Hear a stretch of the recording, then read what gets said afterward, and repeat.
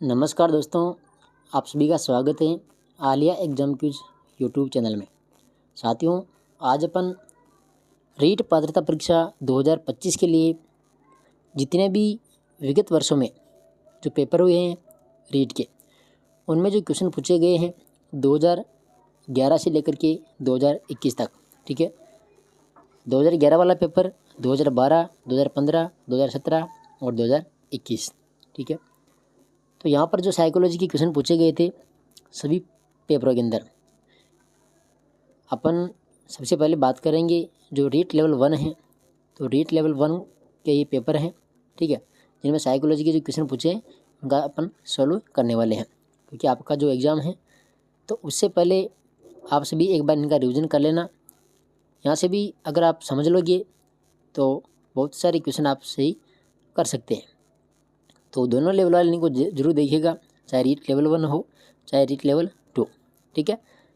अपन psychology के यहाँ पर 150 प्रश्नों की बात करेंगे जो पिछले एग्जामों के अंदर पूछे गए थे। तो सभी साथी अपने साथियों तक भी इस वीडियो को शेयर कर देना, ठीक है। तो करते हैं शुरुआत, और जो चैनल पर नए हैं वो चैनल को सब्सक्राइबर कर लेना, ठीक है।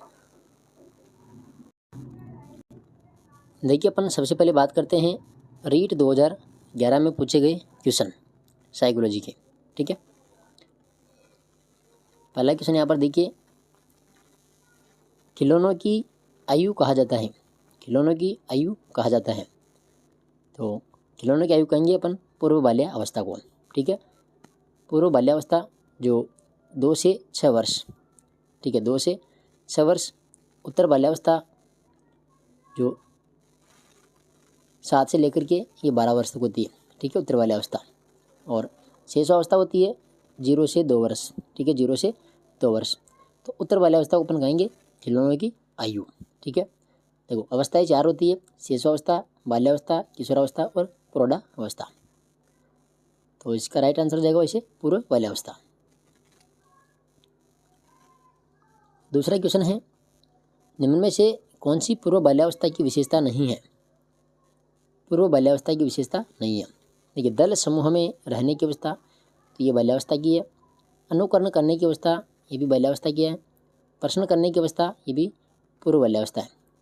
जो खेलने की अवस्था है, खेलने की अवस्था, ये उत्तर बाल्यावस्था से संबंधित है, ठीक है। तो इस जो क्वेश्चन का राइट आंसर है हो जाएगा ऑप्शन नंबर 4। क्वेश्चन नंबर 3 है कि उत्तर बाल्यावस्था में बालक भौतिक वस्तुओं के किस आवश्यक तत्व में परिवर्तन समझने लगते हैं। उत्तर बाल्यावस्था, उत्तर बाल्यावस्था की अवधि 7 से 12 वर्ष होती है, ठीक है, 7 से 12 वर्ष। तो यहाँ पर आ जाएगा इसमें द्रव्यमान, संख्या और क्षेत्र, ठीक है, इसमें परिवर्तन समझने लग जाता है। बालक जो होता है 7 से 12 वर्ष का, वो द्रव्यमान, संख्या और क्षेत्र। तो इसका राइट आंसर है 4 नंबर। 4 नंबर क्वेश्चन है कि विकास का अर्थ है। विकास होता क्या है। तो अभिप्रेरणा एवं अनुभव के फलस्वरूप होने वाले परिवर्तनों की उत्तरोत्तर श्रृंखला है, इसको ही विकास कहा गया है। तो इसमें आ जाएगा ऑप्शन नंबर 3। 5 नंबर क्वेश्चन है, विकास के संदर्भ में निम्न में से कौन सा कथन सत्य नहीं है। कौन सा कथन सत्य नहीं है। तो देखो, विकास की प्रत्येक अवस्था में अपने खतरे होते हैं, बिल्कुल, विकास की प्रत्येक अवस्था में खतरे होते हैं अपने, ठीक है।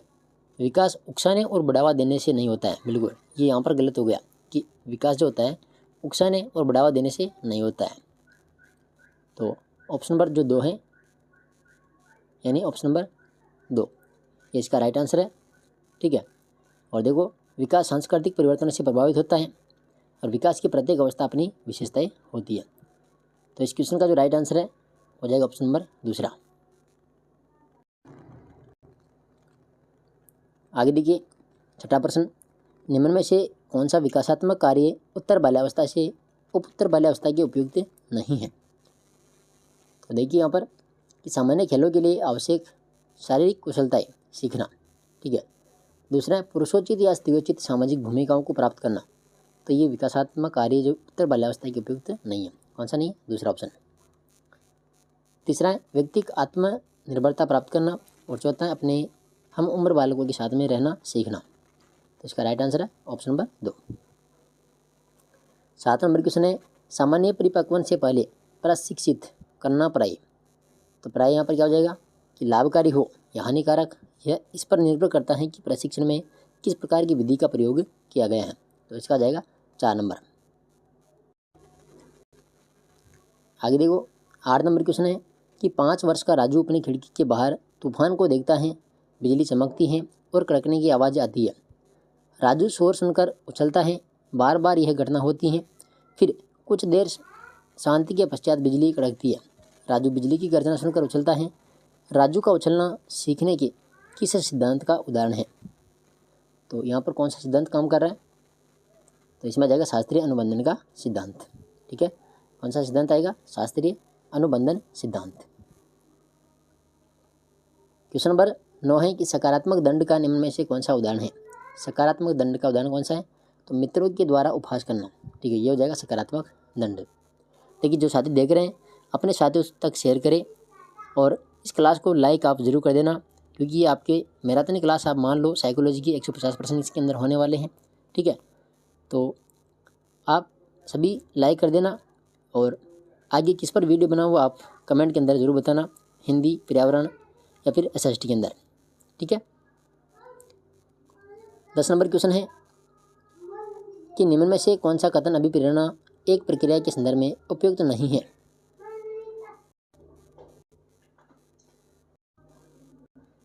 पहला ऑप्शन है कि यह व्यक्ति को लक्ष्य की ओर ले जाता है, बिल्कुल ये तो सही है।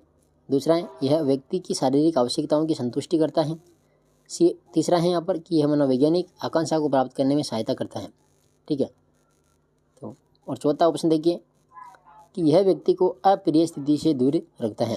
तो इसका राइट आंसर है ऑप्शन नंबर 4। ठीक है,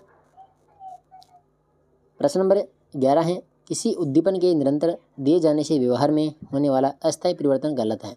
देखो अस्थायी परिवर्तन कहलाता है अभ्यस्तता।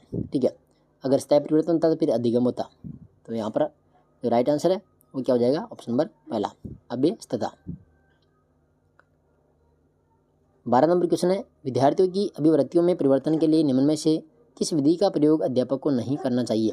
किस विधि का प्रयोग अध्यापक को नहीं करना चाहिए। तो देखिए दबाव से किसी बात या विचार के लिए राजी करना, तो ये अध्यापक को कभी भी नहीं करना चाहिए। बच्चों पर दबाव से किसी बात या फिर विचार के लिए राजी नहीं करना चाहिए। तो पहला यहाँ पर गलत हो गया। ठीक है,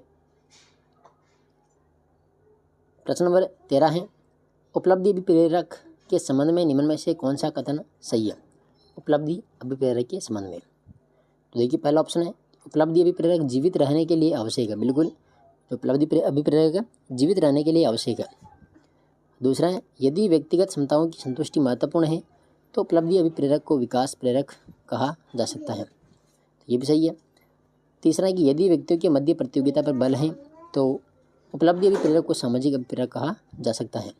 यानी सभी के सभी जो 3 ऑप्शन है ये तीनों के तीनों यहाँ पर सही है, यानी इसका राइट आंसर है 4 नंबर इनमें से सभी। ठीक है,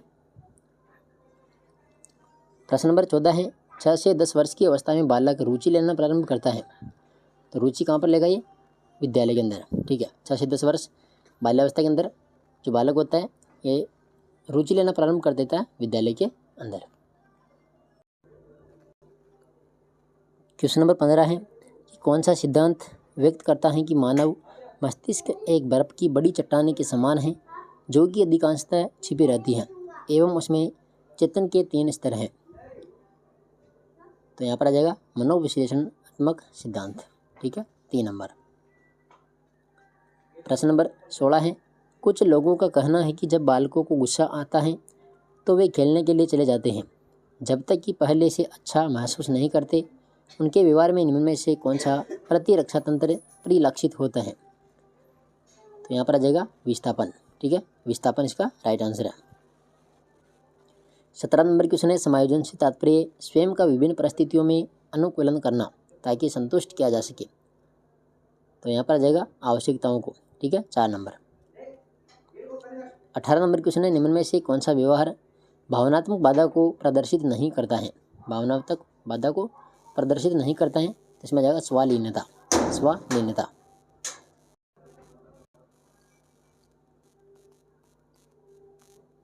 क्वेश्चन नंबर 19 है निःशक्त बालकों की शिक्षा के लिए प्रावधान किया जा सकता है? तो यहाँ पर आ जाएगा समावेशी शिक्षा के द्वारा। 20 नंबर क्वेश्चन है, निम्न में से कौन सी मानसिक मंदता की विशेषता नहीं है? कौन सी मानसिक मंदता की विशेषता नहीं है? देखिए, बुद्धि लब्धि का 25 से 70 के मध्य होना, तो यहाँ पर आ जाएगा मानसिक मंदता। धीमी गति से सीखना एवं दैनिक जीवन की क्रियाओं को न कर पाना, ठीक है, तो यहाँ सभी जो बालक है मानसिक रूप से क्या है, मंद है। वातावरण के साथ में अनुकूलन में कठिनाई, तो ये भी मानसिक मंदता की विशेषता है। अंतर व्यक्तिक संबंधों का कमज़ोर होना, देखिए अंतर व्यक्तिक संबंधों का कमज़ोर होना, तो ये इसका राइट आंसर हो जाएगा 4 नंबर। 21 नंबर क्वेश्चन है कि विद्यार्थियों के अच्छे मानसिक स्वास्थ्य को बनाए रखने के लिए निम्न में से कौन सा तरीका अधिक महत्वपूर्ण है? कौन सा तरीका अधिक महत्वपूर्ण है? तो इसमें आ जाएगा कि अध्यापक की भूमिका एवं विद्यालय वातावरण, 4 नंबर इसका राइट आंसर हो जाएगा। देखो, अभी अपन सभी क्वेश्चनों को रिवाइज कर रहे हैं, ठीक है, ज़्यादा अपन विस्तार से किसी भी प्रश्न पर बात नहीं करेंगे, डायरेक्ट जो उत्तर होगा, ठीक है, वो मैं आपको बता दूंगा। आप इनका रिवीजन एक बार फटाफट से कर लीजिएगा, ठीक है, क्योंकि आपका जो एग्ज़ाम है बहुत ही नज़दीक है, तो आप इनका रिवीजन कर लीजिएगा। 22 नंबर क्वेश्चन है, कमज़ोर वर्ग के बालक से तात्पर्य है? कमज़ोर वर्ग का बालक, देखिए इसमें जो राइट आंसर होगा हो जाएगा ऑप्शन नंबर चौथा, कि ऐसे अभिभावकों के बालकों से जो सरकार के द्वारा निर्धारित न्यूनतम सीमा की वार्षिक आय की सीमा से नीचे वर्ग में आते हैं, ठीक है, तो ये हो जाएगा कमज़ोर बालक, ऑप्शन नंबर 4। क्वेश्चन नंबर 23 है, शिक्षा का अधिकार अधिनियम 2009 में निर्दिष्ट किया गया है कि कक्षा 1 से कक्षा 5 तक यदि प्रवेश दिए गए विद्यार्थियों की संख्या 200 से अधिक है तो विद्यार्थी अध्यापक आवश्यक अनुपात होगा। देखिए, यहाँ पर जो विद्यार्थियों की संख्या कितनी बताइए, 200 से अधिक, तो फिर 40:1 होगा, ठीक है, 40 में 1 अध्यापक हो जाएगा, ऑप्शन नंबर दूसरा।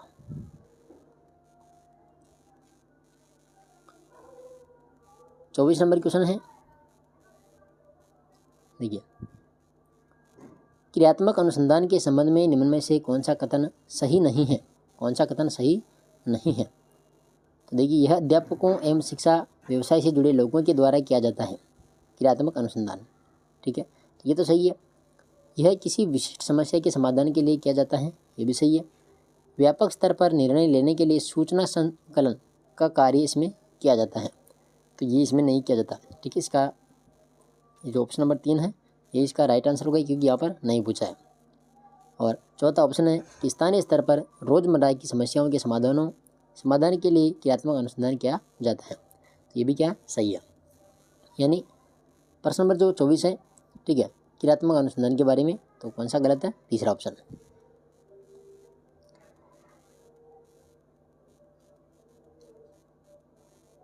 पच्चीस नंबर क्वेश्चन है कि निम्न में से कौन सा कथन शिक्षण के बारे में सत्य नहीं है? शिक्षण के बारे में कौन सा कथन सही नहीं है? पहला है कि शिक्षण में सुधार किया जा सकता है। दूसरा है शिक्षण औपचारिक अनौपचारिक है। शिक्षण विज्ञान के साथ साथ कला भी है। शिक्षण अन्वेषण है। तो देखो, शिक्षण अन्वेषण है, तो ये इसके बारे में सत्य नहीं है। कौन सा? 4 नंबर। 26 नंबर क्वेश्चन है, राष्ट्रीय पाठ्यचर्या रूपरेखा 2005 में गुणवत्ता आयाम शीर्षक के अंतर्गत अधिक महत्व दिया गया है। तो यहाँ पर जाएगा बालकों के लिए संरचित अनुभव एवं पाठ्यक्रम सुधार को, ठीक है, तो ये 4 नंबर इसका करेक्ट आंसर है।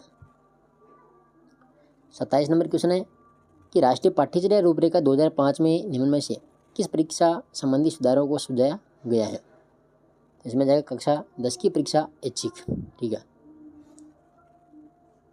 28 नंबर क्वेश्चन है, दबाव को कम करने एवं परीक्षाओं में सफलता के लिए आवश्यक है। तो कम अवधि की परीक्षाओं में अंतरण, 1 नंबर इसका यहाँ पर राइट आंसर है।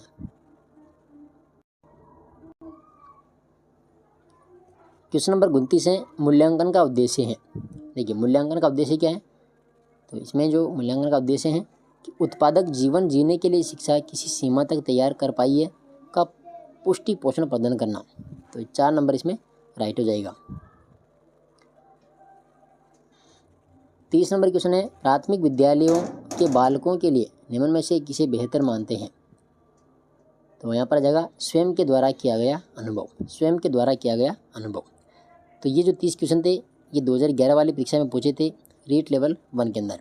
ठीक है, आगे बात करते हैं अपन, आगे हैं रीट 2012 में पूछे गए प्रश्न। ठीक है, देखिए क्वेश्चन नंबर 1 है कि 9 वर्ष के बालक की नैतिक तर्कना आधारित होती है। 9 वर्ष के बालक की नैतिक तर्कना आधारित होती है, तो इसमें जाएगा कि किसी कार्य के भौतिक परिणाम उसकी अच्छाई और बुराई को निर्धारित करते हैं। तो 1 नंबर इसमें हो जाएगा राइट। दूसरा क्वेश्चन है कि निम्न में से कौन सा उदाहरण अभिप्रेरणा का परिणाम नहीं है? देखिए अभिप्रेरणा का परिणाम नहीं है। पहला कि कृष्णा ने नृत्य का समय, देखो कृष्णा ने नृत्य का समय 1 घंटे से बढ़ाकर 2 घंटे कर दिया, तो यहाँ पर ये क्या है? अभिप्रेरणा है। जॉन स्टुअर्ट मिल ने 12 वर्ष की उम्र में दर्शन का अध्ययन आरंभ कर दिया था, दर्शन का अध्ययन कर दिया था, तो ये तो गलत है यहाँ पर। ठीक है, और तीसरा है कि जगन ने श्वास लेने की प्रक्रिया में रुचि दिखानी प्रारंभ कर दी, तो ये भी अभिप्रेरणा का परिणाम ही है। और चौथा है कि राम ने तेजी से आधुनिक एवं प्राचीन ऐतिहासिक प्रवृत्तियों में सह संबंध स्थापित करने में प्रगति किया। तो इस क्वेश्चन का जो राइट आंसर है यहाँ पर पूछा है कि कौन सा उदाहरण अभिप्रेरणा का परिणाम नहीं है, तो ऑप्शन नंबर 2 हो जाएगा कि जॉन स्टुअर्ट मिल ने 12 वर्ष की उम्र में दर्शन का अध्ययन आरंभ कर दिया था, तो ये नहीं है। तीसरा प्रश्न है कि निम्न में से क्या एक प्रभावी प्रशंसा के रूप में अध्यापक के लिए कार्य करेगा? तो इसमें आ जाएगा कि विद्यार्थियों को उनकी योग्यताओं अथवा कार्य निष्पादन के महत्व की सूचना देता है। 3 नंबर इसमें राइट है। प्रश्न नंबर 4 है कि निम्न में से कौन सा उदाहरण अधिगम को प्रदर्शित करता है? कौन सा उदाहरण है जो अधिगम को प्रदर्शित करता है? तो 1 नंबर इसमें जाएगा हाथ जोड़कर अध्यापक का अभिवादन करना। ठीक है, हाथ जोड़कर अध्यापक का अभिवादन करना। 5 नंबर क्वेश्चन है, निम्न में से कौन सा चिंतन की प्रक्रिया में सबसे कम महत्वपूर्ण है? सबसे कम महत्वपूर्ण है, तो इसमें सबसे कम महत्वपूर्ण कौन सा है? मांसपेशीय क्रियाएं। 3 नंबर। बाकी चित्र, प्रतीक एवं चिन्ह और भाषा। ठीक है, तो यहाँ पर बात हो रही चिंतन की प्रक्रिया में, तो सबसे कम महत्वपूर्ण यहाँ पर मांसपेशीय क्रियाएं। प्रश्न नंबर 6 है कि अंतर्व्यक्तिक बुद्धि को प्रदर्शित करने वाला व्यवहार है। अंतर्व्यक्तिक बुद्धि को प्रदर्शित करने वाला व्यवहार, तो मिलते जुलते संवेगों यथा उदासी एवं, देखिए उदासी एवं यहाँ पर है पछतावा। ठीक है, पछतावा में भेद कर पाना, तो तीसरा ऑप्शन इसका राइट हो जाएगा। देखिए ये जो क्वेश्चन है ये दोनों ही लेवल के लिए है, रीट लेवल 1 और रीट लेवल 2 दोनों के लिए। ठीक है, 7 नंबर क्वेश्चन है कि निम्न में से कौन सी व्यूह रचना अभिप्रेरित लैंगिक अंतरों को मद्देनजर रखते लैंगिक क्षमता की भावना के विपरीत है? तो इसमें जो राइट होगा ऑप्शन नंबर 3 है कि लड़कों को समस्याओं के समाधान और विश्व पर नियंत्रण रखने के लिए उनकी योग्यता पर उनको आत्मविश्वास विकसित करने के लिए सहयोग प्रदान करें। 3 नंबर इसमें जाएगा राइट आंसर। ठीक है, 8 नंबर क्वेश्चन है, एक अध्यापक किसी भी समूह में समुदाय आधारित व्यक्तिगत विभिन्नताओं को समझ सकता है, तो भाषा एवं अभिव्यक्ति के आधार पर। 3 नंबर इसमें राइट है। प्रश्न नंबर 9 है, सृजनशीलता के पोषण हेतु एक अध्यापक को अपने विद्यार्थियों को रखना चाहिए। यहाँ पर क्या होगा? कार्य केंद्रित। ठीक है, 1 नंबर। 10 नंबर क्वेश्चन है, निम्न में से कौन सी विशेषता सामाजिक रूप से वंचित वर्ग के विद्यार्थियों की नहीं है? देखिए वंचित वर्ग के विद्यार्थियों की नहीं है, तो पहला कि बालकों की देखभाल के अनुभव उन्हें स्कूल के लिए प्रभावशाली ढंग से तैयार नहीं करते, बिल्कुल। दूसरा है कि नियमित स्वास्थ्य संबंधी देखभाल नहीं मिलती, तो देखिए यहाँ पर 10 के अंदर राइट आंसर हो जाएगा ऑप्शन नंबर 2 कि नियमित स्वास्थ्य संबंधी देखभाल नहीं मिलती। तीसरा भी देख लीजिए कि व्यापक एवं विभिन्न अनुभवों को प्राप्त करने का मौका नहीं मिलता। और चौथा, विद्यालय में अच्छा करने के लिए अभिप्रेरित नहीं किया जाता। पूछा है कि कौन सी विशेषता सामाजिक रूप से वंचित वर्ग के विद्यार्थियों की नहीं है, तो इसमें आ जाएगा ऑप्शन नंबर 2, नियमित स्वास्थ्य संबंधी देखभाल नहीं मिलती। ठीक है, 2 नंबर।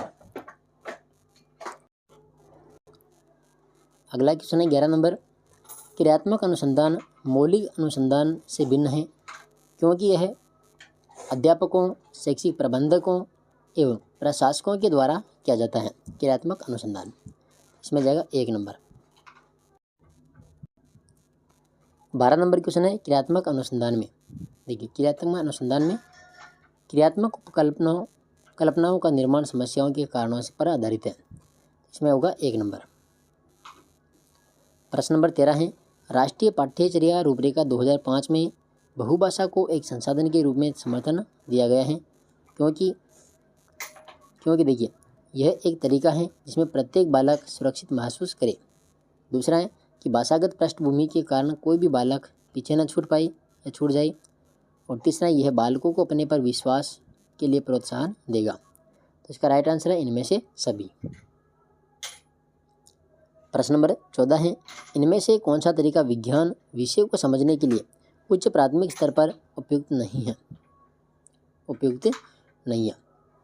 तो देखिए यहाँ पर कि वस्तुओं का परीक्षण करना व अवलोकनों का रिकॉर्ड दर्ज करना।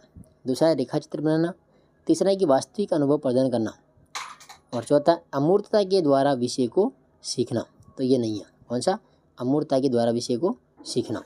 4 नंबर इसमें राइट है। 15 नंबर क्वेश्चन है, निम्न में से कौन सा कथन बहुग्रेड शिक्षण प्रणाली के साथ सहमति नहीं रखता? कौन सा नहीं रखता? कि विद्यार्थियों का आयु एवं योग्यता के आधार पर समान होना। तो 4 नंबर इसका यहाँ पर राइट आंसर हो जाएगा। 16 नंबर क्वेश्चन है, संज्ञानात्मक विकास में वंशक्रम निर्धारित करता है। वंशक्रम निर्धारित करता है तो इसमें जाएगा मस्तिष्क जैसी शारीरिक संरचना के मूलभूत स्वभाव को।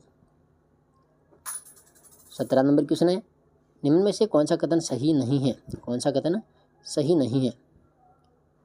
तो पहला है कि जो अध्यापक यह विश्वास करता है कि विकास प्रकृति की वजह से होता है वह अनुभव प्रदान करने को महत्व नहीं देता।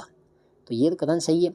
दूसरा है कि प्रारंभिक अनुभव महत्वपूर्ण होते हैं और अध्यापक का हस्तक्षेप भी महत्वपूर्ण होता है। तो ये भी सही है। तीसरा है कि प्रारंभिक जीवन की नकारात्मक घटनाओं के प्रभाव से कोई भी अध्यापक बचाव नहीं कर सकता। तो ये इसका राइट आंसर नहीं होगा। और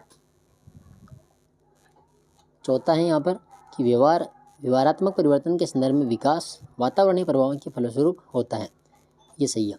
ठीक है, ये 4 जो देखिए पहला इसमें सही है, दूसरा भी सही है और चौथा भी सही है। और यहाँ पर पूछा है कि कौन सा कथन सत्य नहीं है। तो ऑप्शन नंबर जो 3 है ये सत्य नहीं है। ठीक है, कि प्रारंभिक जीवन की नकारात्मक घटनाओं के प्रभाव से कोई भी अध्यापक बचाव नहीं कर पाता। तो यही इसका राइट आंसर है। बाकी 3 कथन है वो सही है। 18 नंबर क्वेश्चन है, निम्न में से कौन सी विशेषता परिपक्वता को अधिगम से अलग करती है? परिपक्वता को अधिगम से अलग करती है। तो यह एक स्वाभाविक प्रक्रिया है। यह क्या है? स्वाभाविक प्रक्रिया है। 1 नंबर इसका राइट आंसर हो जाएगा। क्वेश्चन नंबर 19 है, निम्न में से कौन सा कथन विकास के संबंध में सही नहीं है? देखिए विकास के संबंध में सही नहीं है। पहला है कि विकास प्रति मानव की कुछ निश्चित विशेषताओं की भविष्यवाणी की जा सकती है। बिल्कुल, ये तो कथन सही है। दूसरा है कि विकास का उद्देश्य वंशानुगत संभाव्य क्षमता का विकास करना है। ये भी सही है। विकास के विभिन्न क्षेत्रों में संभाव्य खतरे नहीं होते हैं। तो ये गलत है, तीसरा। बाकी प्रारंभिक विकास के बाद के विकास से अधिक महत्वपूर्ण है। ये भी सही है। यानी विकास का संबंध किससे नहीं है? ऑप्शन नंबर 3 से। 20 नंबर क्वेश्चन है, दल या गैंग का सदस्य होने से सामाजिकरण उत्तर बाल्यावस्था में बेहतर होता है। निम्न में से कौन सा कथन इस विचार के विपरीत है? तो इसमें आ जाएगा ऑप्शन नंबर 4 कि छोटी छोटी बातों पर झगड़ा करते हुए अपने गैंग के सदस्यों से लड़ाई मोल लेता है। ठीक है, 4 नंबर इसमें राइट है। 21 नंबर क्वेश्चन है, योगात्मक मूल्यांकन का उद्देश्य है। योगात्मक मूल्यांकन का उद्देश्य क्या है? तो समय विशेष एवं विभिन्न कार्यों पर एक विद्यार्थी ने कितना अच्छा निष्पादित किया है इसका पता लगाना। इसमें जगह 1 नंबर। 22 नंबर क्वेश्चन है, राजू खरगोश से डरता था। शुरू में खरगोश को राजू से काफ़ी दूर रखा गया है।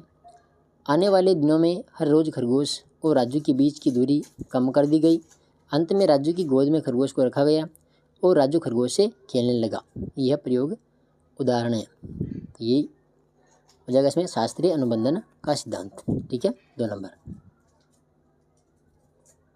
प्रश्न नंबर 23 है कि बहिर्मुखी विद्यार्थी अंतर्मुखी विद्यार्थी से किस विशेषता के आधार पर भिन्न होता है। तो इसमें जाएगा ऑप्शन नंबर 2 कि मन ही मन परेशान होने की अपेक्षा अपनी भावनाओं को अभिव्यक्त करता है। 2 नंबर इसका राइट आंसर है।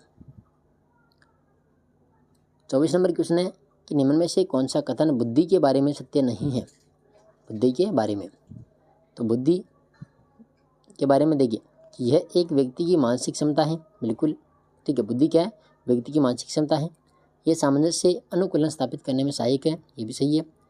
यह व्यवहार की गुणवत्ता से आंकी जाती है। ठीक है, बिल्कुल व्यवहार की गुणवत्ता के आधार पर ही बुद्धि को मापा जाता है।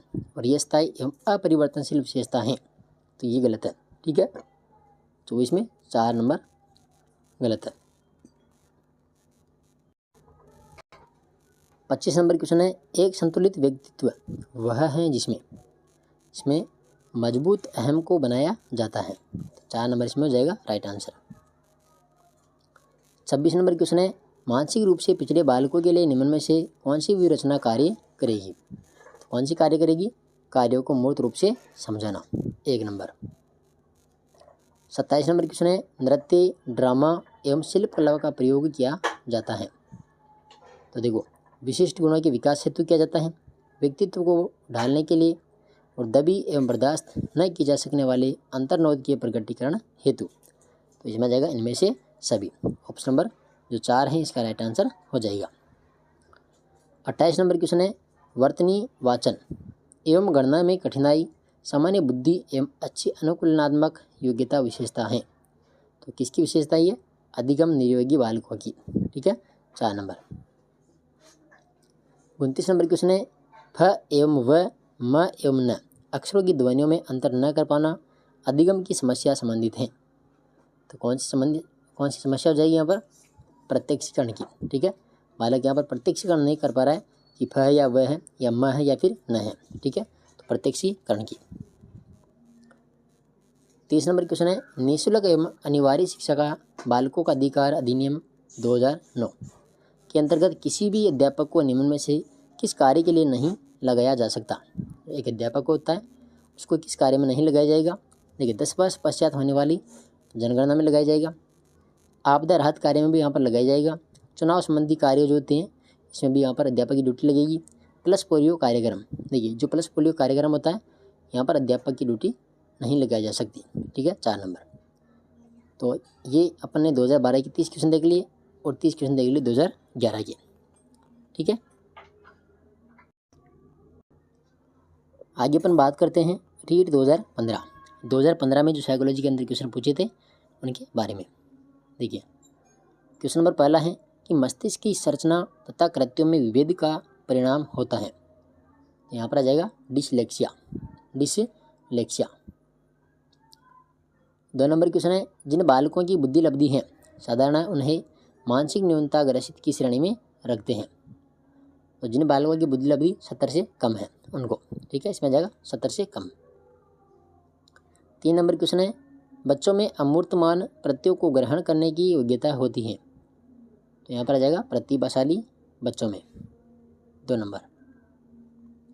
4 नंबर क्वेश्चन है, तनाव को कम करने में, देखो, तनाव को कम करने के अप्रत्यक्ष ढंग कहलाते हैं। तो क्या कहलाते हैं, रक्षात्मक यांत्रिकता। इसमें जाएगा 2 नंबर। 5 नंबर क्वेश्चन है, निम्न में से कौन सी सामाजिक रूप से वंचित की समस्या नहीं है। सामाजिक रूप से वंचित की समस्या नहीं है। तो सीखने के लिए प्रेरणा का अभाव, सृजनशीलता को पोषित होने के अवसर नहीं मिल पाना और रहने के लिए स्वस्थ परिवेश।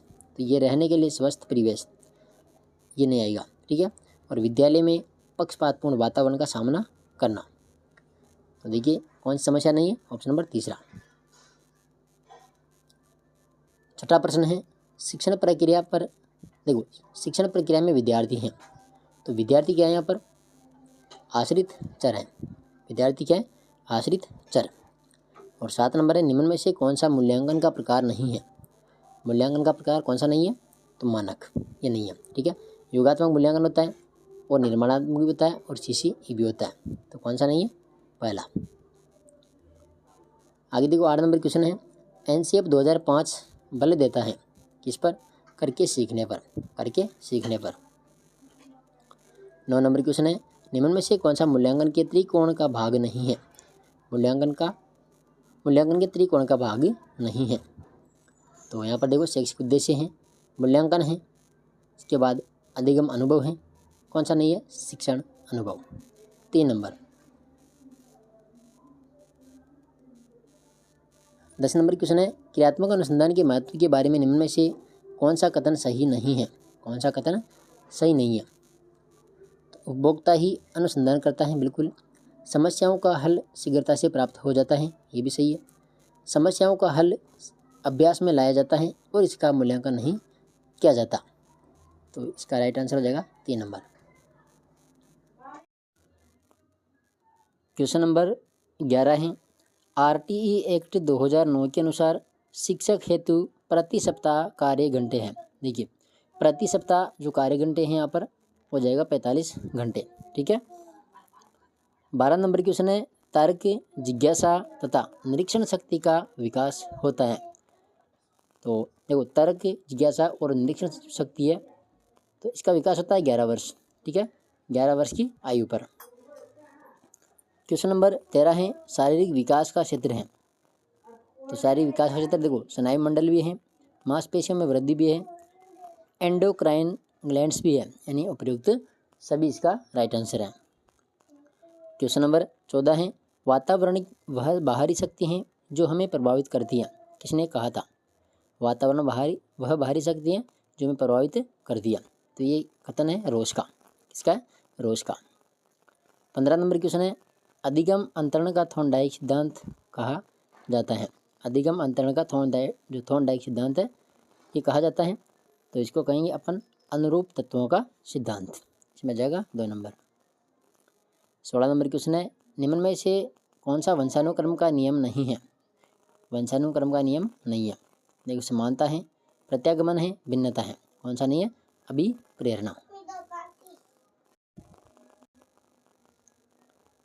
17 नंबर क्वेश्चन है, देखिए यहाँ पर पूछा है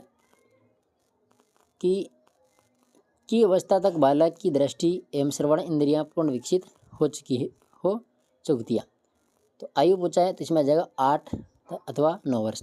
8 अथवा 9 वर्ष की अवस्था तक बालक की दृष्टि या फिर श्रवण इंद्रियां हैं ये पूर्ण रूप से विकसित हो जाती है। 18 नंबर की जो क्वेश्चन है, इस अवस्था में बालकों में नई खोज करने की और घूमने की प्रवृत्ति बहुत अधिक बढ़ जाती है। इस अवस्था में, तो इसका राइट आंसर है उत्तर बाल्यावस्था। अगला क्वेश्चन है यहाँ पर, निम्न में से कौन सा उदाहरण अर्जित प्रेरक का है। कौन सा उदाहरण अर्जित प्रेरक का है, देखो इसमें 2 ऑप्शन है, पुरस्कार भी है और रुचि भी है। ठीक है, पुरस्कार और रुचि, तो ये दोनों यहाँ पर अर्जित प्रेरक के दिए गए हैं, 2 व 3। देखो इससे पहले वाले प्रश्न का अपन ने उत्तर देख लिया था ना, उत्तर बाल्यावस्था इसमें होगा, है ना। नई खोज करने की और घूमने की प्रवृत्ति बहुत अधिक विकसित हो जाती है उत्तर बाल्यावस्था में। आगे देखो 20 नंबर क्वेश्चन है, अभिप्रेरणा वर्णित होती है। अभिप्रेरणा वर्णित होती है तो भावात्मक जागृति के द्वारा, इसमें जाएगा 2 नंबर।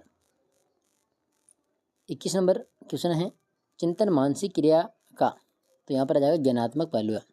ठीक है, ज्ञानात्मक पहलू है। 22 नंबर क्वेश्चन है, संकेत अधिगम के अंतर्गत सीखा जाता है। संकेत अधिगम के अंतर्गत, तो इसमें जाएगा पारंपरिक अनुकूलन। ठीक है, 1 नंबर। अगला क्वेश्चन है 23 नंबर, व्यक्तिगत भेद पाए जाते हैं। व्यक्तिगत भेद पाए जाते हैं, तो देखो बुद्धि स्तर में, गतिवाही योग्यता में और अभिवृत्ति में, उपरोक्त सभी इसका राइट आंसर हो जाएगा। देखो क्वेश्चन नंबर 24, चिंतन प्रारंभ होने के लिए क्या आवश्यक है। तो चिंतन प्रारंभ होने के लिए आवश्यक क्या है? समस्या। ठीक है, समस्या आएगी तभी तो अपन चिंतन कर पाएंगे। ठीक है, और चिंतन के माध्यम से उसके बारे में अपन सोचते हैं। बुद्धिलब्धि संप्रत्यय विकसित किया था। बुद्धिलब्धि संप्रत्यय किसने किया था? टर्मन ने। बुद्धिलब्धि संप्रत्यय विकसित किसने किया था? टर्मन ने। इसके बाद देखिए 26 नंबर क्वेश्चन है, बाह्य आभास के आधार पर व्यक्तित्व का वर्णन कहा जाता है। तो इसमें आ जाएगा सही दृष्टिकोण। 27 नंबर क्वेश्चन है, निम्न में से कौन सा पिछड़ेपन का कारण नहीं है? पिछड़ेपन का कारण कौन सा नहीं है? तो सामान्य बुद्धि का अभाव है, शारीरिक दोष है, विशिष्ट पिछड़ापन भी है, स्वस्थ वातावरण ये नहीं है। ठीक है, 27 में 4। 28 नंबर क्वेश्चन है, व्यक्तित्व का पहला प्रकारात्मक वर्गीकरण प्रस्तुत किया था। किसने किया था? तो ये किया था हिप्पोक्रेटस ने। हिप्पोक्रेटस। 29 नंबर क्वेश्चन है, सामान्य तथा विशिष्ट कारक सिद्धांत का प्रतिपादन किया था। सामान्य तथा विशिष्ट कारक सिद्धांत का प्रतिपादन किया था। किसने किया था? स्पीयरमैन ने। स्पीयरमैन ने। और 30 नंबर क्वेश्चन है, प्रगतिशील परिवारों में बच्चों में अपेक्षाकृत कौन सा प्रेरक अधिक प्रबल होता है? कौन सा प्रेरक अधिक प्रबल होता है? तो यहाँ पर आ जाएगा फिर उपलब्धि प्रेरक। तो ये जो 30 क्वेश्चन अपन ने अभी देखिए, ये 2015 के जो पेपर हुआ था उसमें पूछे गए थे। आगे देखते हैं। आगे अपन बात करते हैं, देखो रीट 2017 में पूछे गए प्रश्न। ठीक है, पहला क्वेश्चन यहाँ पर, एक अधिगम विकलांगता जिसमें लिखावट में कठिनाई शामिल है यह कहलाता है। तो देखो लिखने से संबंधित हो जाएगा डिस्ग्राफिया। कौन सा? डिस्ग्राफिया। दूसरा प्रश्न है, निम्न में से कौन सा एक योगात्मक मूल्यांकन से संबंधित है? योगात्मक मूल्यांकन से संबंधित कौन सा है? तो इसमें आ जाएगा कि सत्र के अंत में शिक्षार्थी के प्रदर्शन का अंतिम आकलन। तो डी ऑप्शन इसका राइट है। तीसरा प्रश्न है, हावर्ड गार्डनर का कहना है कि कई प्रकार की बुद्धि या दिमाग के फ्रेम होते हैं, उसके द्वारा सुझाई गई बुद्धि की श्रेणी कौन सी है? तो प्रकृतिवादी जो कौशल है इसका राइट आंसर हो जाएगा सी ऑप्शन। 4 नंबर क्वेश्चन है, हमारे देश में कई बच्चे एक से अधिक भाषा बोलते हैं, निम्न में से पता लगाए 2 भाषाओं को बोलने की क्षमता वाले बच्चों के लिए सही लाभ। तो इसमें आ जाएगा देखो अवधारण गठन में सुविधा, विश्लेषणात्मक तर्क में सुविधा, संज्ञानात्मक लचीलेपन में सुविधा, उपरोक्त सभी। ठीक है, उपरोक्त सभी इसका राइट आंसर है। 5 नंबर क्वेश्चन है, एक अध्यापक कक्षा में कुछ गतिविधि कर रहा है, जैसे है कि न केवल यह पूछकर कि क्या हुआ बल्कि यह भी पूछा कैसे और क्यों हुआ। ठीक है, वह है उन्हें एक प्रश्न के विभिन्न उत्तरों तथा परख की तुलना करने में मदद करना जो वास्तव में सबसे अच्छा जवाब है। इन गतिविधियों से वह बढ़ावा देने की कोशिश कर रहा है। तो यहाँ पर आ जाएगा फिर आलोचनात्मक सोच। कौन सी सोच? आलोचनात्मक सोच। बी ऑप्शन इसमें राइट हो जाएगा।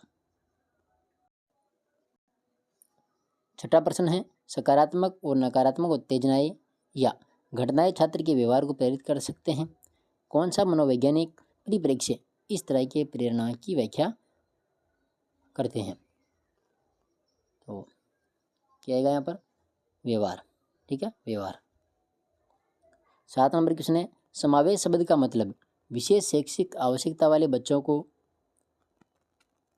तो यहाँ पर जाएगा पूरा समय नियमित कक्ष में शिक्षित करना है। ठीक है, इसमें जाएगा बी ऑप्शन।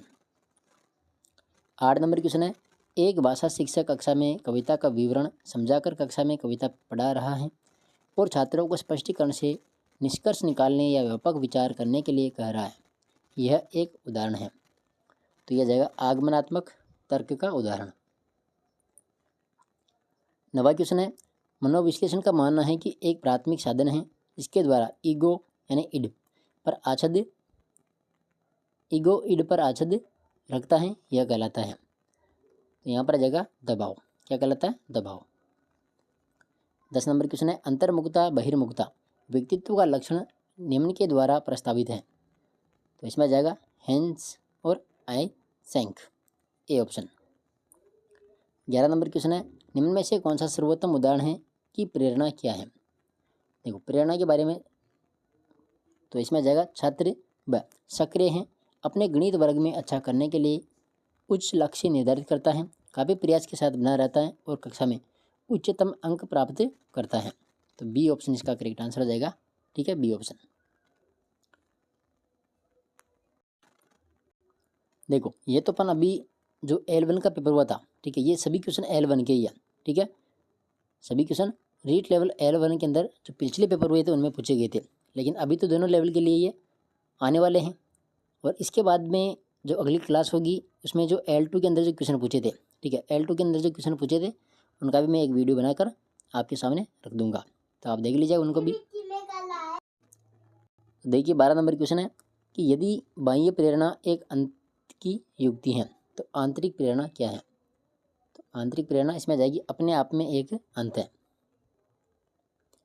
प्रश्न नंबर 13 है, एक व्यवस्थित विज्ञान जो स्वयं और वातावरण के साथ समायोजन को प्राप्त करने के लिए नियम, कानून और सिद्धांत प्रदान करता है, यह कहलाता है। तो इसमें आ जाएगा अधिगम। क्या कहलाता है ये? अधिगम। ठीक है, 13 के अंदर सी ऑप्शन। 14 नंबर क्वेश्चन है, एक समायोजन तंत्र में अतीत, वर्तमान और प्रस्तावित व्यवहार के अनुमोदित कारणों में तार्किक और सामाजिक रूप से सोचना शामिल है, कहलाता है। तो यहाँ पर आ जाएगा फिर परिमेयीकरण। 15 नंबर क्वेश्चन है, स्कूल की संगठनात्मक स्थापना छात्रों के अधिगम को प्रभावित करती है, यह पहलू उस श्रेणी से संबंधित है। तो इसमें जाएगा सामाजिक कारक। 16 नंबर क्वेश्चन है, निम्न स्थितियों में से कौन सा समायोजन को बढ़ावा देती है। तो यहाँ पर जाएगा न्यूरोटिक, भय और चिंता से मुक्त, डी ऑप्शन। 17 नंबर क्वेश्चन, एक शिक्षक के रूप में आपने अपने छात्रों से हमारे जीवन पर प्रदूषण के प्रभाव को समझाते हुए एक निबंध लिखने के लिए कहा। इस कार्यभार से ब्लूम के वर्गीकरण के कौन से संज्ञानात्मक स्तर की व्याख्या की गई है। तो सम प्रयोग इसका राइट आंसर हो जाएगा, बी ऑप्शन। 18 नंबर क्वेश्चन है, शिक्षक के तौर पर आपने एक उपयुक्त परीक्षण और जांच सूची का उपयोग करके छात्र की बुद्धि, व्यक्तित्व तथा कक्षा व्यवहार के बारे में जानकारी एकत्र की है, यह प्रक्रिया कहलाती है। तो ये कहलाती है आकलन। क्या कहलाती है? आकलन। 19 नंबर क्वेश्चन है कि कौन सा प्रक्षेप ब्लूम के वर्गीकरण में नामित नहीं है। तो देखो इस क्वेश्चन में स्टार दिया गया था। ठीक है, 19 में। 20 नंबर क्वेश्चन है, निम्नलिखित में से कौन सा राष्ट्रीय पाठ्यचर्या 2005 ढांचे में मार्गदर्शक सिद्धांत नहीं है। कौन सा नहीं है? तो देखते हैं। पहला है कि स्कूल से बाहर जीवन को ज्ञान से जोड़ना। तो ये राष्ट्रीय पाठ्यचर्या रूपरेखा जो 2005 है इसी के अंदर आएगा। ठीक है, एक वाला। बी वाला है कि परीक्षा को अधिक लचीला और कक्षा जीवन में एकत्रित करना। तो ये भी इसी में शामिल है। अधिगम को रटना विधि को सुविधाजनक बनाना चाहिए। तो ये नहीं आएगा, सी ऑप्शन। और यही इसका राइट आंसर है। पाठ्य पुस्तक केंद्रित रहने की बजाय बच्चों के समग्र विकास के लिए समृद्ध पाठ्यचर्या प्रदान करना। तो 20 के अंदर जाएगा ऑप्शन नंबर सी।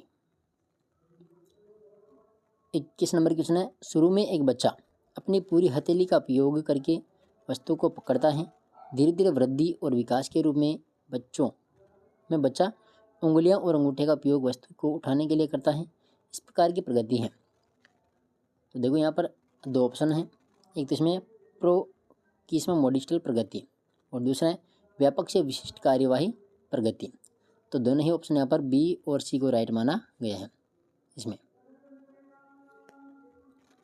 22 नंबर क्वेश्चन है, बच्चे के विकास को अक्सर शारीरिक, संज्ञानात्मक, भावनात्मक और सामाजिक जैसे 3 व्यापक क्षेत्र में विभाजित किया जाता है। विकास प्रक्रिया इन क्षेत्रों में कहाँ तक संबंधित है। तो इसमें आ जाएगा एक एकीकृत और एक समग्र प्रकार में विकसित। इसमें आ जाएगा बी ऑप्शन। 23 नंबर क्वेश्चन है, एक बच्चा जो कि एक विशेषता जैसे मौखिक क्षमता में उच्च या निम्न है, बाद की उम्र में भी रहेगी, यह बयान के महत्व पर जोर देता है। तो इसमें आ जाएगा आनुवांशिकता, सी ऑप्शन। 24 नंबर क्वेश्चन है कि अधिगम में उपयोग और अनुपयोग के नियम को भी कहा जाता है। क्या कहा जाएगा? देखो इसमें भी बॉन्स दिया गया था। ठीक है, इस क्वेश्चन में भी। 25 नंबर क्वेश्चन है कि पावलोव के प्रयोग में कुत्ता न केवल मांस प्रदाता के मांस सीधे मुंह में रखने से लार टपकाता है, किंतु इससे पहले भी अर्थात जब सीढ़ियों से नीचे आने वाले प्रशिक्षक के कदमों की आवाज़ सुनता है, इस संवर्ती को कहा जाता है। तो इसमें आ जाएगा अनुकूलित उत्तेजना, सी ऑप्शन। 26 नंबर क्वेश्चन है, अनुभूति बच्चे और वातावरण के बीच अंतःक्रिया की निरंतर प्रक्रिया के माध्यम से विकसित होती हैं। यह सिद्धांत में प्रतिबिंबित होता है। तो इसमें आ जाएगा पियाजे का संज्ञानात्मक विकास का सिद्धांत। 27 नंबर क्वेश्चन है, पियाजे के सिद्धांत में एक प्रक्रिया जो पुराने और नए धारणाएं और अनुभव के बीच संतुलन क्रिया है जाना जाता है। तो इसमें आ जाएगा संतुलन। 28 नंबर क्वेश्चन है, निम्न में से कौन सी बौद्धिक परीक्षण के लिए उपयोग करने की सावधानी नहीं है? कौन सी सावधानी यहाँ पर नहीं है? पहला है कि IQ स्कोर के आधार पर अनुचित रूढ़िवादी और छात्रों के बारे में नकारात्मक उम्मीदों से बचना। दूसरा यहाँ पर बुद्धि का व्यक्तिगत आकलन परीक्षक और छात्र के बीच एक संरचित बातचीत है। तो यही इसका राइट आंसर है। ठीक है, बी ऑप्शन। सी में है समता की मुख्य या एकमात्र विशेषताओं के रूप में IQ परीक्षणों का उपयोग न करना। और डी है एक समग्र IQ स्कोर की सार्थकता की व्याख्या में सावधान रहना। तो इसमें आ जाएगा option number B. Question number 29 है, एरिक्सन के अनुसार बच्चों का मनोसामाजिक विकास 8 चरणों में होता है। एक कक्षा 3 का छात्र 9 साल के आसपास यानी विकास के किस चरण से मेल खाता है? तो वह इसमें आ जाएगा परिश्रम बनाम हीनता, बी ऑप्शन। 30 नंबर क्वेश्चन है, निम्न में से कौन सा कथन आदर्श संदर्भित परीक्षण के लिए सत्य नहीं है? सत्य नहीं है। तो देखो पहला कि यह एक मानकीकृत परीक्षण है। ठीक है, ये तो सही है। छात्र के स्कोर की तुलना के साथ तुलना करके की जाती है कि अन्य ने कैसा प्रदर्शन किया, ये भी सही है। कहा जाता है कि परीक्षण राष्ट्रीय मानदंडों पर आधारित हैं, तो ये भी सही है। छात्र के प्रदर्शन की स्थापित मानदंडों से तुलना की जाती है, ये गलत है। ठीक है, और 30 का जो राइट आंसर है ऑप्शन नंबर 4 हो जाएगा। इसमें जाएगा ऑप्शन नंबर डी। ठीक है, तो ये 30 क्वेश्चन जो 2017 वाले प्रश्न में पूछे गए थे। अब आगे देखते हैं। देखिए रीट 2021 में पूछे गए क्वेश्चन, तो 21 वाले भी देख लेते हैं क्वेश्चन। ठीक है, पहला क्वेश्चन है यहाँ पर, अल्बर्ट बंडूरा द्वारा प्रस्तावित अधिगम का सिद्धांत है। अल्बर्ट बंडूरा द्वारा प्रस्तावित अधिगम का सिद्धांत कौन सा है? सामाजिक अधिगम का सिद्धांत दिया था अल्बर्ट बंडूरा ने। दूसरा है, रेमंड कैटल के द्वारा कितने व्यक्तित्व कारक प्रस्तावित किए गए हैं? रेमंड कैटल के द्वारा, तो यहाँ पर आ जाएगा 16। तीसरा है, निम्न में से कौन सा मास्लो की आवश्यकताओं के पदानुक्रम में सम्मिलित नहीं है? कौन सा सम्मिलित नहीं है? तो दैहिक आवश्यकता इसमें सम्मिलित है, स्नेह एवं समानता भी है और आत्मसिद्धि भी है। कौन सा नहीं है? व्यक्तिवाद एवं समूहवाद, बी ऑप्शन। 4 नंबर क्वेश्चन है, एक व्यक्ति में एक समय पर 2 विपरीत इच्छाओं का होना कहलाता है। एक व्यक्ति में एक समय में 2 विपरीत इच्छाओं का होना कहलाता है, क्या कहलाता है? द्वंद्व। क्या हो जाएगा? द्वंद्व। 5 नंबर क्वेश्चन है, निम्नलिखित में से कौन सा अनुसंधान स्टीफन कोरे से संबंधित है? स्टीफन कोरे, तो यहाँ पर क्या हो जाएगा? 5 में क्रियात्मक अनुसंधान। 6ठा प्रश्न है, उपचारात्मक शिक्षण किस प्रकार के बालकों के लिए प्रयुक्त होता है? उपचारात्मक शिक्षण, तो धीमी गति से सीखने वाले बालकों के लिए। 7 नंबर क्वेश्चन है, शिक्षण की खेलकूद विधि किस सिद्धांत पर आधारित है? तो खेलकूद जो विधि है ये वृद्धि और विकास का सिद्धांत से संबंधित है। 8 नंबर क्वेश्चन है यहाँ पर, NCF 2005 की राष्ट्रीय स्टीयरिंग समिति के अध्यक्ष कौन थे? तो इसमें जाएगा प्रोफेसर यशपाल। कौन थे? यशपाल। अगला क्वेश्चन है 9 नंबर, RTE अधिनियम 2009 किस आयु समूह के बालकों के लिए है? RTE अधिनियम 2009, तो ये 6 से जो 14 वर्ष के जो बच्चे हैं इनके लिए है। तो इसमें आ जाएगा डी ऑप्शन। 10 नंबर क्वेश्चन है, निम्नलिखित में से कौन सा दैहिक अभिप्रेरक नहीं है? दैहिक अभिप्रेरक नहीं है, देखो उपलब्धि नहीं है। देखो भूख, प्यास और निंद्रा, ये कौन से अभिप्रेरक है? दैहिक। 11 नंबर क्वेश्चन है, शिक्षण अधिगम का मनोवैज्ञानिक आधार किस पर निर्भर करता है? तो इसमें आ जाएगा अध्यापन शैली पर। 12 नंबर क्वेश्चन है, RTE अधिनियम 2009 के अनुसार प्राथमिक विद्यालयों के लिए विद्यार्थी अनुपात होना चाहिए। प्राथमिक विद्यालयों के लिए तो क्या होगा इसमें 30 में 1 अध्यापक, ठीक है, 30:1 होगा, डी ऑप्शन। 13 नंबर क्वेश्चन है मध्यावधि परीक्षा एक उदाहरण है। मध्यावधि परीक्षा किसका उदाहरण है? योगात्मक मूल्यांकन का, सी ऑप्शन। 14 नंबर क्वेश्चन है कौन सा रोग वंशानुगत है? वंशानुगत रोग कौन सा है? तो फिनाइल कीटोनूरिया, बी ऑप्शन है इसमें।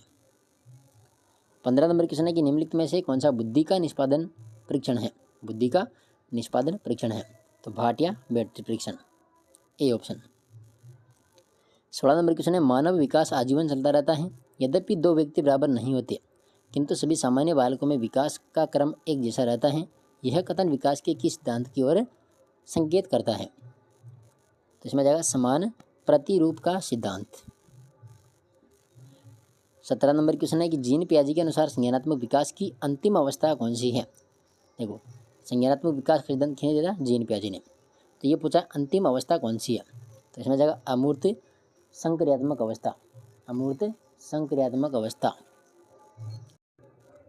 18 नंबर क्वेश्चन है आनुवंशिकी के जनक हैं? आनुवंशिकी के जनक तो ग्रेगर मेंडल।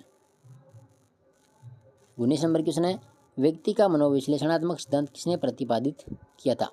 व्यक्ति का मनोविश्लेषणात्मक जो सिद्धांत है किसने दिया था? तो सिगमंड फ्राइड ने, ठीक है, बी ऑप्शन।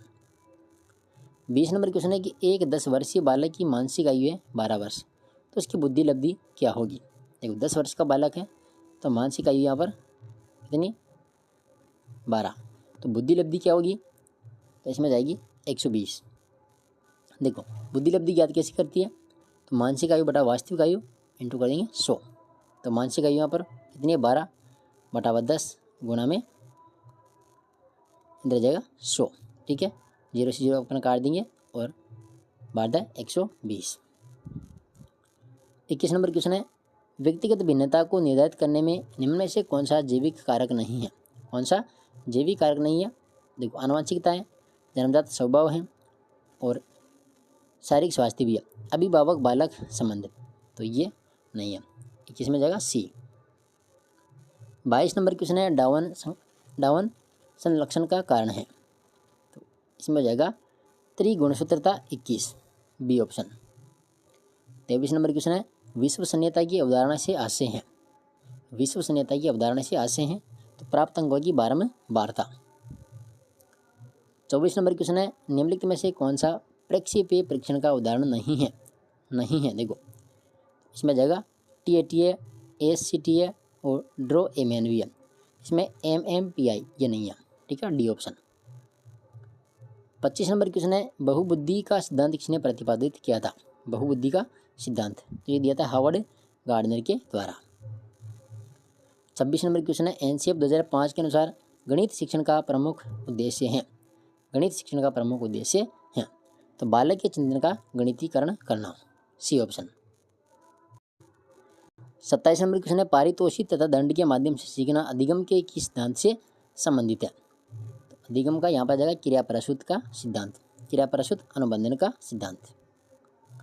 28 नंबर क्वेश्चन है निम्नलिखित में से कौन सी प्रक्रिया बाल्यावस्था के दौरान सीखने से संबंधित नहीं है? तो देखो इस क्वेश्चन को भी यहाँ पर या तो बोन्स या डिलीट किया गया था, ठीक है, 28 में। 29 नंबर क्वेश्चन है किसी विशेष कार्यक्रम या प्रशिक्षण के प्रभावों का मापन करने के लिए किस प्रकार के परीक्षणों को परिकल्पित किया जाता है? इसमें जाएगा उपलब्धि, सी ऑप्शन। और ये लास्ट क्वेश्चन है 30 नंबर कि विकास की किस अवस्था में एक व्यक्ति व्यावसायिक समायोजन की समस्या का सामना करता है? तो इसमें जाएगा किशोरावस्था, ठीक है। तो ये 150 थे जो L1 देखो L1 के पेपर में पूछे गए थे 2011 से 2021 तक के पेपरों में, ठीक है। तो कैसी लगी ये क्लास आप कमेंट में ज़रूर बताना। और जो L2 का पेपर हुआ था, ठीक है, L2 जितने भी पुराने पेपर हैं इसमें भी जो साइकोलॉजी के क्वेश्चन पूछे गए थे उनकी क्लास भी मैं जल्दी ही लेकर आने वाला हूँ। तो सभी साथी चैनल को सब्सक्राइब कर लेना और अपने साथियों तक शेयर जरूर कर देना। ये मत सोचना कि अपना साथी इसमें पास हो जाएगा, क्योंकि पात्रता परीक्षा है, सब पास होना चाहिए, ठीक है। तो सभी को शेयर करें और कमेंट जरूर करें आपको क्लास कैसे लगी, ठीक है। धन्यवाद।